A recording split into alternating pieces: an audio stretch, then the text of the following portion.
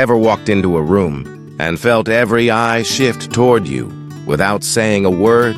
Have you ever noticed how some people command respect the moment they enter, while others fade into the background?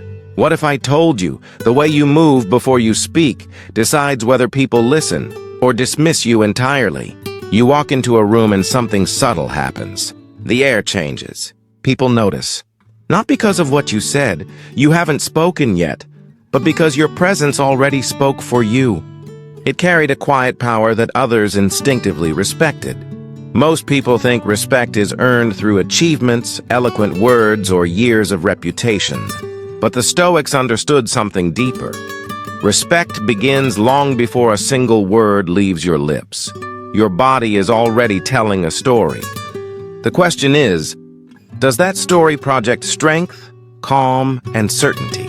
Or does it whisper insecurity and chaos? This isn't about pretending or manipulating others. It's about aligning your outer expression with your inner stability. Because when your body contradicts your words, people believe your body every single time. Epictetus once said, "First learn the meaning of what you say, and then speak." The same truth applies to body language. First, embody respect, then expect it. Your posture, your pace, your gestures, they all speak a primal language older than words. People react to that language before their conscious mind even understands why. Today, I'll show you 6 body language moves rooted in timeless Stoic principles that instantly make people respect you the moment they notice you. Move number 4, in particular, changes everything about how people interrupt you. Most don't even realize they're doing it. But once you use this technique, those interruptions simply stop.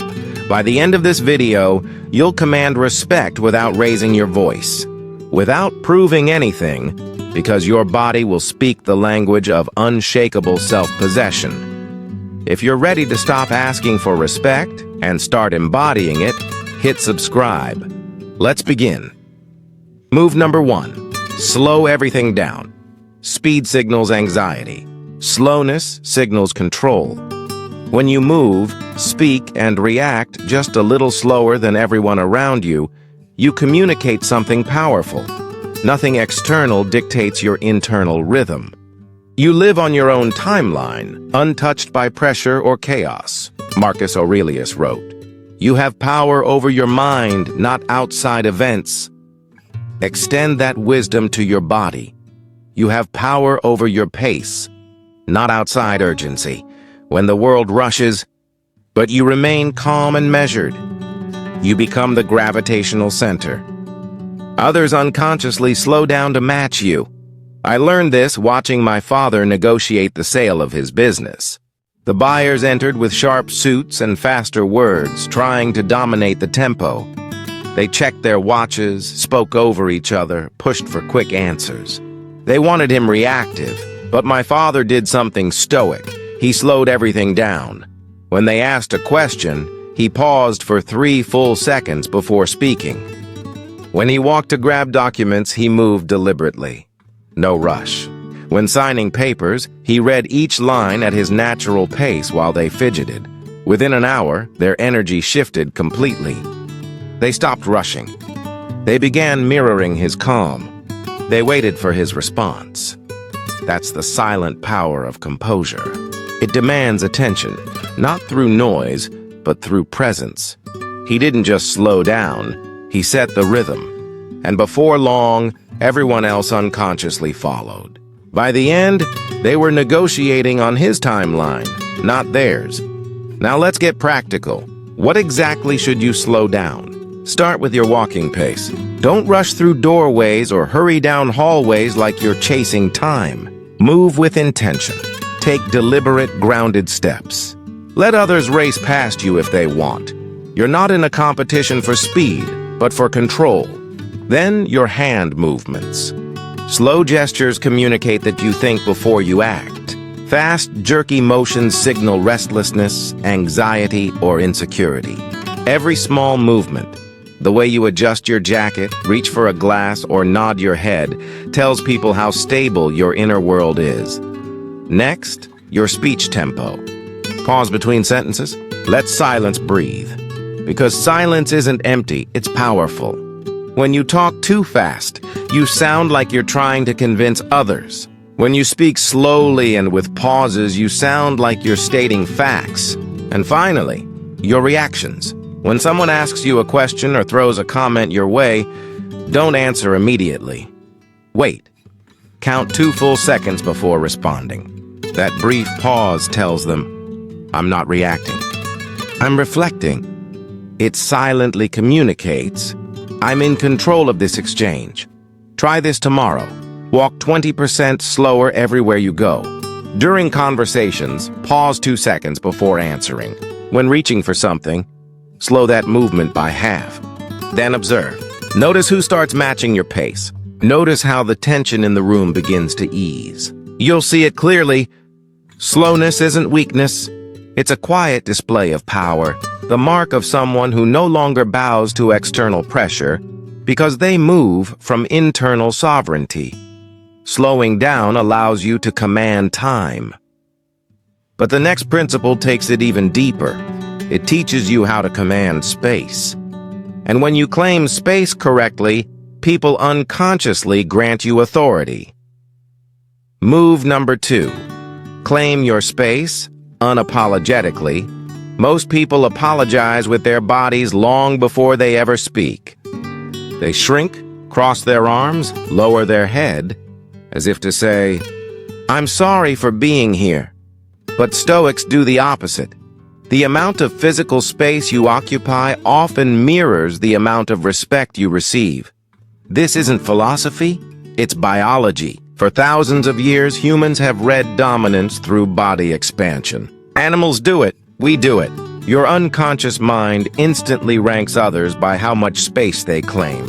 Shrink your body, you shrink your authority. Expand your presence, you expand your influence.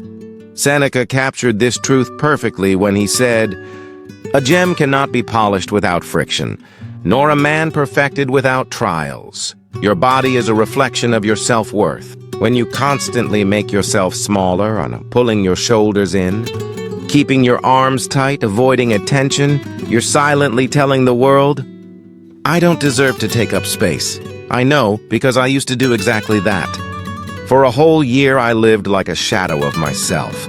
I'd hunch forward, keep my arms close, sit on the edge of chairs as if ready to leave at any moment. In meetings, I'd stack my papers neatly into a tiny pile, afraid to take up too much room. Walking down hallways, I'd press close to the wall, letting everyone else pass, even when I had the right of way.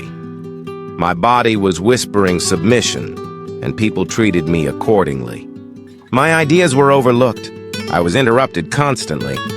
Decisions were made around me, not with me. Then one day I made a small but powerful change. I started claiming my space. In meetings, I spread out my notebook, my phone, my coffee mug. I leaned back instead of perching forward. When I stood, I widened my stance, feet shoulder-width apart, weight evenly balanced, like a tree that wasn't going anywhere. He started walking through hallways differently, right down the center, no longer hugging the edges like a shadow. He let others move around him, no longer apologizing with his body for simply existing, for taking up air, for being seen. And the shift was almost immediate. Within just 2 weeks, something remarkable happened. Colleagues began to ask for his opinions more often. Interruptions that used to cut him off mid-sentence, they began to fade. In one meeting, he watched someone physically slide their notebook and laptop aside, making room for his, something that had never happened before. They weren't consciously doing it. They were responding to the new energy he projected, to the space he claimed. So what does claiming space actually look like in practice? When sitting, take the whole chair. Lean back slightly. Let your spine rest with quiet confidence. Leaning forward too much sends a message of submission, as if you're asking for permission to exist. Place one arm on the armrest, one on the table if there is one. Keep your legs open in a relaxed, balanced stance, never tightly crossed or withdrawn. When standing, Keep your feet shoulder-width apart, or a bit wider if it feels natural. Let your hands stay visible, never tucked into your pockets or fidgeting behind you. Visible hands communicate honesty and calm. Hidden hands communicate doubt. When walking, take the center path. Not because you're trying to dominate, but because you're refusing to shrink. You're not invading anyone's space. You're simply occupying your own. Claiming space says, I belong here. My presence has value. I'm not apologizing for existing. And when you claim that space consistently, something subtle but powerful happens. People unconsciously begin to give you something even more valuable than physical room. They start giving you authority. If you've ever found yourself folding inward, shoulders hunched, sitting on the edge of a chair, avoiding attention, this is your moment to stop. If you've ever caught yourself apologizing silently for being in the room, it's time to take that power back. So if you're ready to reclaim your presence, comment below, I take space. Because sometimes, those 3 simple words might give someone else the courage to stop apologizing for being alive. You've now learned how to command time and space. But the next move, the third Stoic move, goes even deeper. It teaches you how to command something invisible, yet infinitely more powerful, your attention. Move number 3, control your eye contact. Your eyes are weapons of respect. Used with intention, they can make people feel seen, valued, and important. Used carelessly, they can make you seem insecure, needy, or even aggressive. The Stoics understood that eye contact was never about staring someone down, nor about avoiding them. It was about intentionality. Eye contact is a form of energy exchange. Most people either give it away too freely, seeking approval, or they avoid it anxiously, trying to hide. But strategic eye contact, knowing when to hold it and when to release it, communicates something powerful. I'm present with you, but I don't need your validation, Epictetus said. Don't explain your philosophy, embody it. And nowhere is that truer than here. Because where your eyes go, your attention follows. And where your attention goes, your energy flows. Eye contact says, right now, you have my full focus. Breaking eye contact while you speak says, I'm sharing my truth, not performing for your approval. I saw this truth come alive in my sister. For 2 years, she trained herself through countless job interviews. In the beginning, her eyes would dart to the floor when she was nervous, then flick up desperately toward the interviewer, searching for approval. It made her look uncertain, like she was guessing at the right answer instead of owning her perspective. Then she learned a simple framework that changed everything. When listening, she maintained eye contact about 70% of the time. Not a frozen stare, natural blinks, occasional breaks, brief glances away to process what she was hearing, but always present enough to say, what you're saying matters to me. When speaking, she shifted to a 50-50 balance. She'd begin her answer looking directly at the interviewer, establishing connection. Then as she continued, she'd look slightly to the side, as if thoughtfully reflecting. Then she'd look back to emphasize her main point. Then away again, signaling calm and self-possession. It wasn't forced. It was fluid, confident without trying too hard. And that simple rhythm of looking, pausing, and returning made her appear grounded, intelligent, and unshakably composed. She wasn't thinking, what's the right answer? Anymore, she was thinking, I'm reflecting deeply before I speak. She wasn't performing. She was present, not reciting a script, not seeking approval, but sharing perspective. And the transformation in how interviewers responded was instant and almost surreal. In the early interviews, they'd interrupt her, redirect the conversation, or glance down at their notes as if unsure about her answers. But after mastering this new rhythm of eye contact, everything changed. They began to lean in when she spoke. They waited for her to finish. They nodded thoughtfully, taking her words seriously. After one interview, a hiring manager told her, "You seemed very confident about your experience." And here's the truth. Her experience hadn't changed. Only her eyes had. Now here's the framework that shaped that transformation. When listening, maintain eye contact about 70% of the time. It shows engagement. It tells the other person your words matter. When speaking, keep it around 50-50. Look at them to build connection. Then look away, not down but to the side, as if you're considering your thoughts. Then return your gaze to deliver your key points with calm certainty. And if someone tries to use aggressive eye contact to intimidate you, don't look away immediately. Hold the gaze for 2 steady seconds, just long enough to acknowledge their attempt, and then calmly look away to continue your thought. That subtle move says, "I see your challenge, but I'm not controlled by it." In group settings, this becomes even more powerful. When making an important point, lock eyes with one person for a full sentence, then shift to another.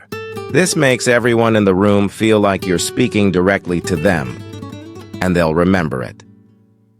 Here's a simple exercise. Tonight, stand in front of a mirror. Hold your own gaze for 5 seconds. Then look away. Then look back again.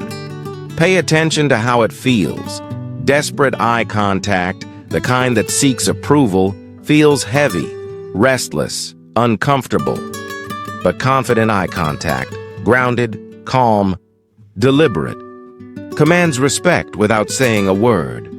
When you master that, you've officially learned to command time, space, and attention.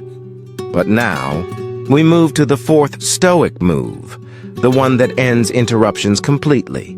Most people don't even realize this power exists. Move number 4. Use strategic pauses and the power of silence. Here's the truth about why people interrupt you. They don't fear silence. You do. And because you rush to fill it, they step into that gap. But strategic silence changes everything. It's not the silence of confusion. It's the silence of confidence. It communicates, "I'm comfortable in the space between words." Most people fear silence. Every pause in conversation feels awkward, like they've lost control. So they fill it with, or they talk past their point, losing clarity. But here's the paradox. Silence from a confident person holds more power than 1,000 anxious words. When you pause deliberately, mid-sentence, or right after making a point, something psychological happens. People wait. They lean in. They stop interrupting because the silence suddenly carries weight, and weight demands respect. Zeno, the founder of Stoicism, once said, "We have 2 ears and 1 mouth so that we can listen twice as much as we speak." If you extend that wisdom further, we have silence and words. Use silence twice as much because the space between your thoughts often carries more authority than the thoughts themselves when delivered without fear of the gap. I learned this lesson from watching my mentor, Dr. Patricia, run faculty meetings for nearly 3 years. In the beginning, I thought something was off. She'd be in the middle of explaining a policy, and suddenly, she'd just stop talking. 2 seconds, sometimes 3, complete silence. The first few times it happened, I thought she'd lost her train of thought. But then she'd continue, calm, composed, completely in control, and that's when I realized those pauses weren't mistakes. They were tools. When she paused mid-sentence, something remarkable always happened. People who'd been glancing at their phones looked up, side conversations stopped, and every bit of attention in the room snapped back to her, because silence creates tension. It pulls the mind in. It makes people wonder, what's she about to say next? And when she finished making a point, she never rushed forward. She'd let the moment hang for 3 full seconds. Let the weight of it settle in the room. No one dared interrupt those silences. They were too meaningful to break, and when someone asked her a question, she'd pause, again, for 2 full seconds before replying. Not because she didn't know the answer, but because her silence said something far more powerful. I'm thinking deeply. I take your question seriously. That's what true authority sounds like, measured, intentional, and calm. She used to say, "My response will be measured, not reactive." And she meant it. For 3 years, I watched Dr. Patricia lead meetings where she spoke less than anyone else, yet she controlled every discussion. People waited through her pauses because they knew, whenever she went silent, something important was about to follow. On the rare occasions when someone tried to interrupt her mid-pause, the rest of the room would intervene, saying quietly, "Let her finish." That's the power of strategic silence. So, how can you use this skill in your daily life? First, during important statements, pause for 1 to 2 seconds in the middle. For example, "I've thought deeply about this." Pause.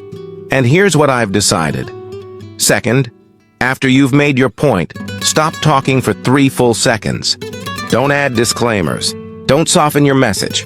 Don't rush to fill the space. Just let it breathe. Third, when someone asks you a question, wait 2 seconds before answering.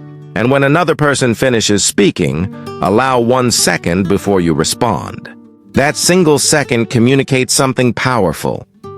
I'm absorbing what you said, not just waiting for my turn to speak. Try this today. In your next conversation, deliberately pause once mid-sentence. You'll feel uncomfortable. It's natural. We've all been trained to fear silence. But notice something remarkable. They won't interrupt. They'll wait. And that waiting is the beginning of respect.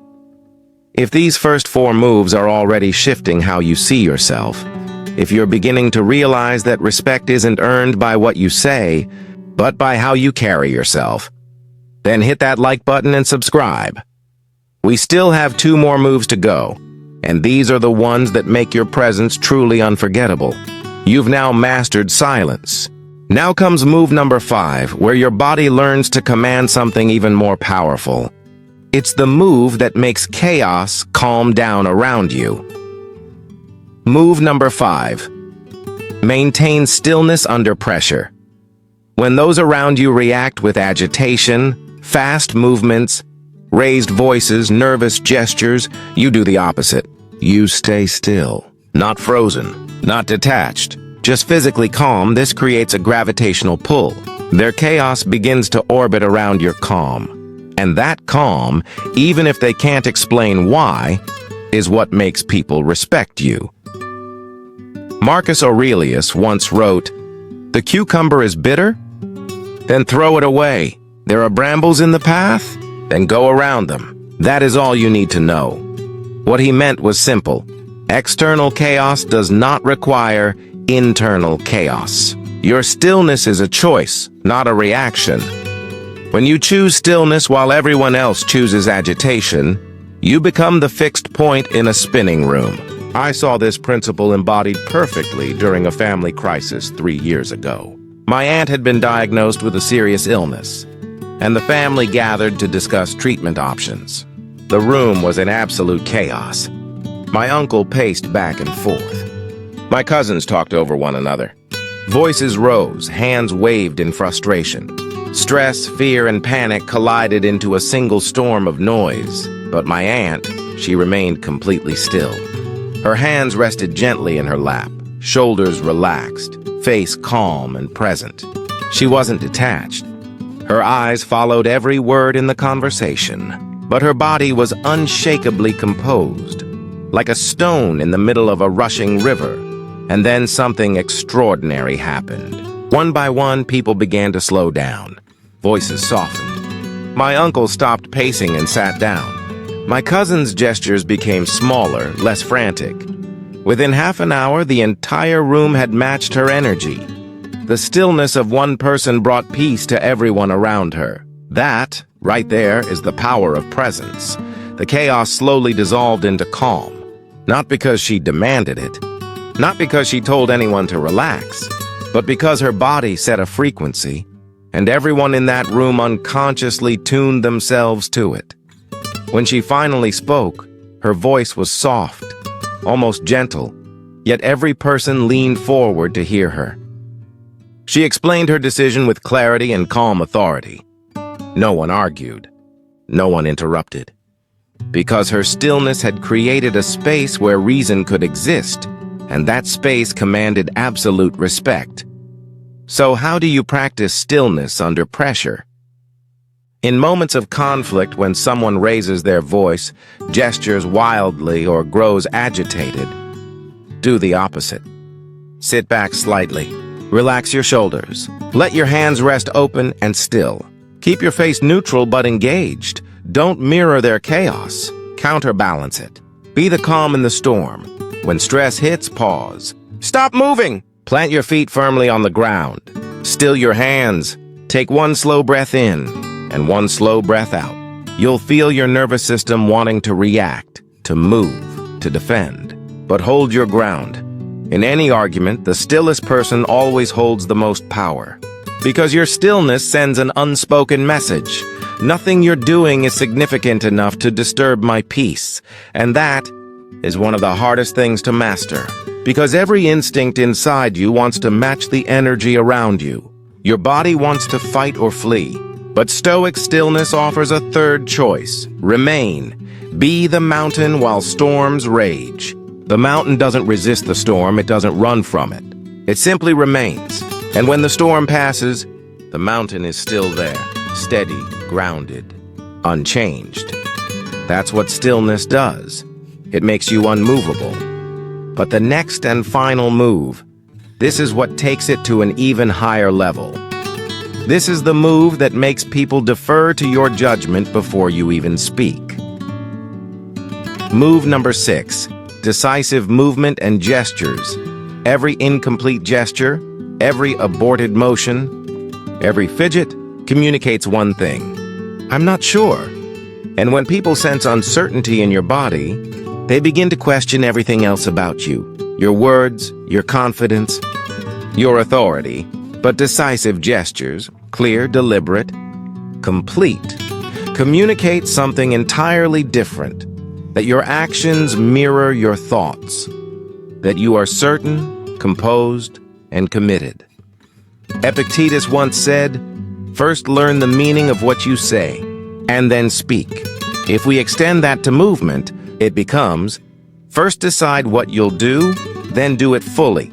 No half measures, no hesitation. Because commitment in movement equals commitment in character, at least in how the world perceives you. I saw this contrast vividly when 2 physical therapists worked with my mother after her knee surgery. Both were highly qualified, same training, similar experience, but their body language told 2 completely different stories. The first therapist, David, moved with uncertainty. He'd reach for a piece of equipment, then stop midway, second-guessing himself. When demonstrating exercises, his gestures were hesitant, half-formed, incomplete. He'd start to show a movement, then pause, adjust, restart. Even when explaining the recovery plan, his hands fluttered nervously, tracing uncertain shapes in the air that never quite finished. And what happened? My mother kept asking him to repeat his instructions. She questioned his recommendations.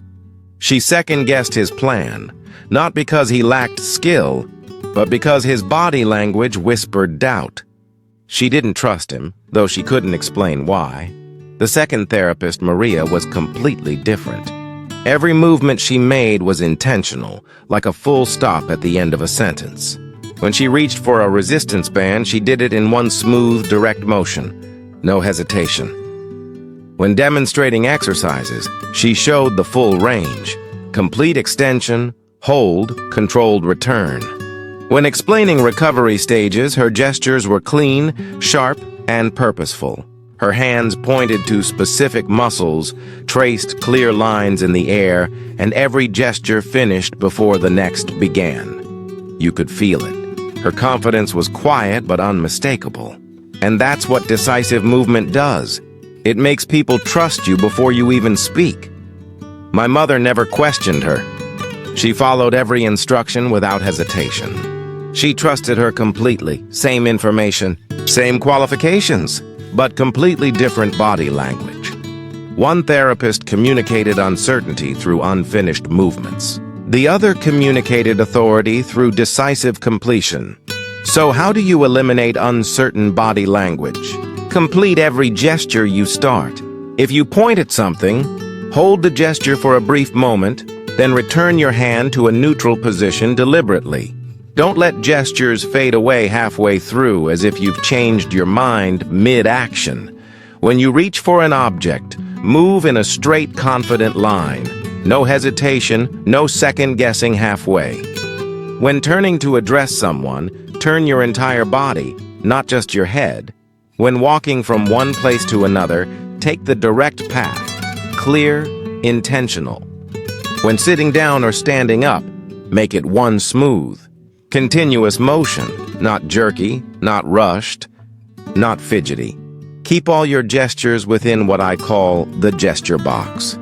The space between your waist and shoulders and within the width of your body. Gestures that are too wide look chaotic. Gestures that are too tight look anxious. But controlled gestures within this box radiate authority and composure. One gesture per point, then return to neutral. Don't let your hands wander, float, or fidget between gestures. Try this right now. Reach for something near you. A glass of water, your phone, a pen. Do it decisively. Direct path, smooth motion. Complete the action. Then return to neutral. Now feel the difference between that and the way you normally move. Decisive movement isn't about speed. It's about commitment. Every motion should have a clear beginning, middle, and end. No ambiguity. No uncertainty. Only intentional action. The 6 principles you've learned: controlled pace, claiming your space, purposeful eye contact, strategic silence, stillness under pressure, and decisive movement, together form the physical language of Stoic self-possession. When you speak this language fluently, respect is no longer something you ask for. It's something people give you automatically. Epictetus once said, "First learn the meaning of what you say, and then speak." These body language principles are the embodiment of that wisdom. You're not pretending to be confident. You're expressing the self-mastery you've been building inside. Respect isn't earned by those who demand it with words. It's earned by those who embody it through presence. And now, you know exactly how to embody it. If these moves have shown you that confidence is physical, not just mental, if you're ready to walk into every room commanding respect before you even speak, then subscribe and hit the bell icon. Because your body has been speaking this whole time. And now, it's finally saying what you truly mean. Remember this: people might forget your words, but they'll never forget how your presence made them feel. Make them feel like they're standing before someone unshakable. Starting today,